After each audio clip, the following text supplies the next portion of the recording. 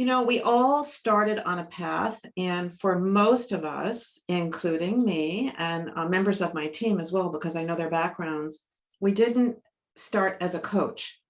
We didn't wake up at 5 years old or whatever and say, I'm going to be a coach. We all had, the path before, we have the lives before. And I know that to be where you are today took major pivots and major iterations of you and your life and remaking yourself.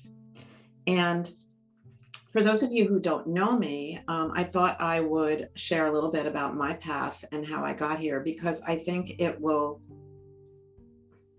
enlighten you in that we are not that different, okay?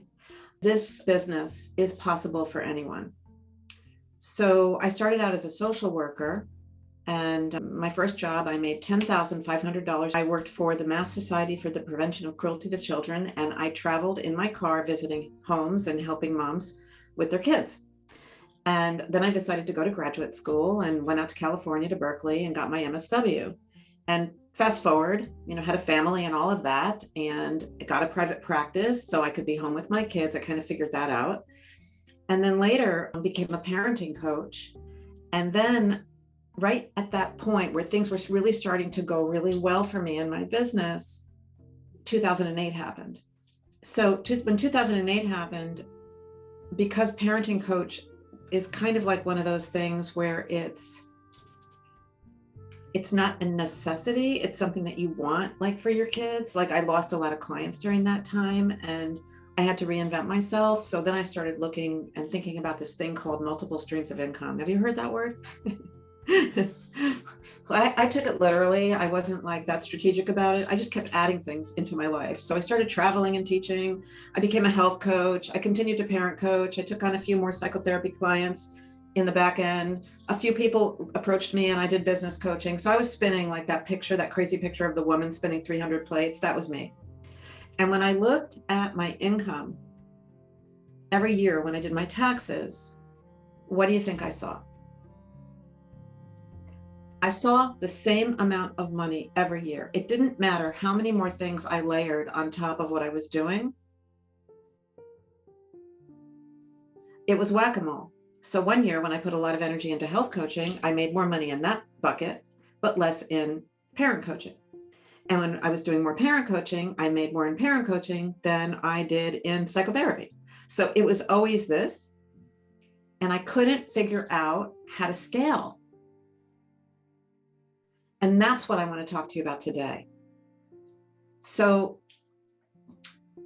I was also quite attached. Anybody here attached to things, your education, the thing you were supposed to be, the letters after your name? I'm the PhD, I'm the MSW, I'm the doctor, I'm the lawyer, I'm the chiropractor, I'm the MBA, like all of that stuff. Like, because you worked for it and you paid a lot of money for that education, right? And it was your identity.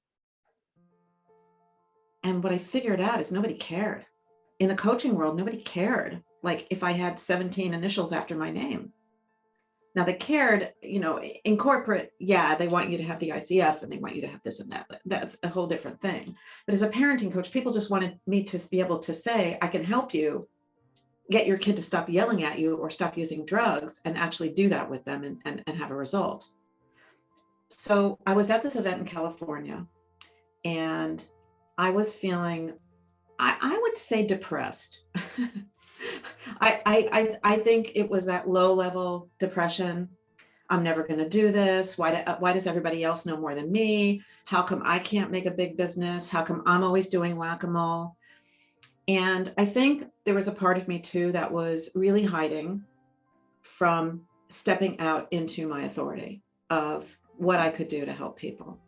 And I had brought this one dress and I was saving it for like going out to dinner or something. And I said, I'm going to dress up today and walk around in heels. And I put the dress on. I paid a little more attention to my makeup. I fixed my hair. I did all that stuff. And I walked out into that room.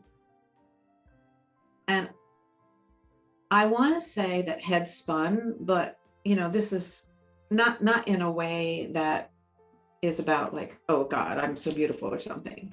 But it was like nobody had seen me look like that. And people were saying, oh my God, great dress. Oh my God, you look great.